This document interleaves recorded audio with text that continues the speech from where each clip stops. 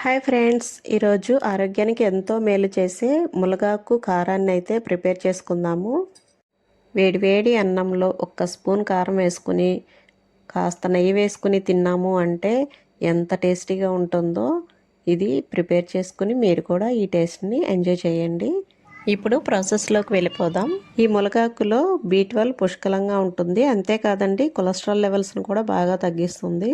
ముందుగా మునగాకును తీసుకుని మనం నీట్గా క్లీన్ చేసేసుకొని ఇలా క్లాత్ మీద ఆరబెట్టేసుకోవాలి. ఈ మునగాకుని మనం ప్రత్యేకంగా తుంచాల్సిన అవసరం లేదండి, ఎందుకంటే ఇది క్లాత్ మీద ఇలా ఆరిపెట్టిన తర్వాత క్లాత్ చుట్టి పెట్టాము అంటే మార్నింగ్ కల్లా ఆకులన్నీ సపరేట్గా వచ్చేస్తాయి, కాడలన్నీ సపరేట్గా వచ్చేస్తాయి. ఈ కాడలన్నీ తీసివేసి మనం ఆకును మాత్రమే యూస్ చేసుకోవచ్చు. నేనైతే నైటే క్లాత్ మీద చుట్టేశాను.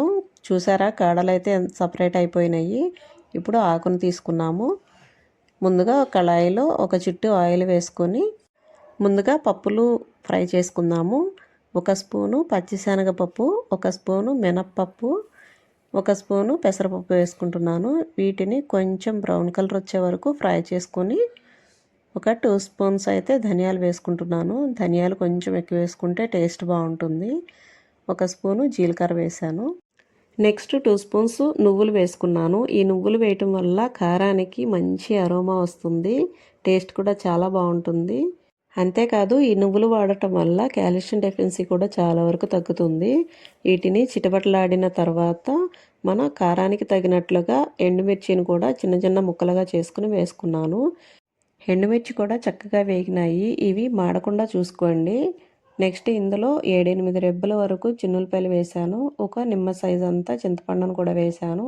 ఈ చింతపండు కూడా కొంచెం తడి లాంటిది ఏమైనా ఉన్నా డ్రై అయిపోతుంది. ఇలా డ్రై అవ్వటం వల్ల మనకి కారం కూడా ఎక్కువ రోజులు స్టాక్ ఉంటుంది. ఈ పప్పులన్నిటిని కూడా వేరొక బౌల్లోకి తీసివేసి నెక్స్ట్ అదే కళాయిలో మునగాకును కూడా ఫ్రై చేసుకుందాము. ఇందులో 1 స్పూన్ ఆయిల్ వేసి లో టు సిమ్లో నిదానంగా ఫ్రై చేసుకోవాలి. కొంచెం టైం అయితే ఎక్కువే పడుతుంది. ఇంకా ఇందులో నేను చింత చిగురు కూడా వేశాను. మునగాకు కారంలో చింత చిగురు వేస్తే బాగుంటుందండి, మా అమ్మగారు చెప్పారు. నాకైతే అవైలబుల్ ఉంది కాబట్టి నేను వేశాను. ఇది ఓన్లీ ఆప్షనల్ మాత్రమే, మీకు అవైలబుల్గా ఉంటే వేసుకోవచ్చు. ఈ ఆకైతే ఫ్రై అయిపోయింది. నెక్స్ట్ కరివేపాకును కూడా ఫ్రై చేసుకుందాము. నేనైతే కరివేపాకు మునగాకు ఈక్వల్ క్వాంటిటీలోనే తీసుకున్నానండి. ఇది కూడా బాగా వేగిపోయింది. ఇప్పుడు ముందుగా మనం పప్పులు వేయించి పెట్టుకున్నాం కదా, వీటిని కూడా మొత్తం మిక్సీ వేసేసుకుందాము. ఈ పప్పుల్ని పూర్తిగా చల్లారిన తర్వాత మిక్సీ జార్లో వేసుకొని 1 స్పూన్ కళ్ళుప్పు వేసుకొని గ్రైండ్ చేసుకుంటున్నాను. మరీ మెత్తగా కాకుండా కొంచెం బరకగా ఫైన్ పౌడర్ లాగా చేశాను. ఇది పక్కకు తీసివేసి నెక్స్ట్ ఆకులను కూడా వేసి మిక్సీ జార్లో మిక్స్ చేసుకుంటున్నాను.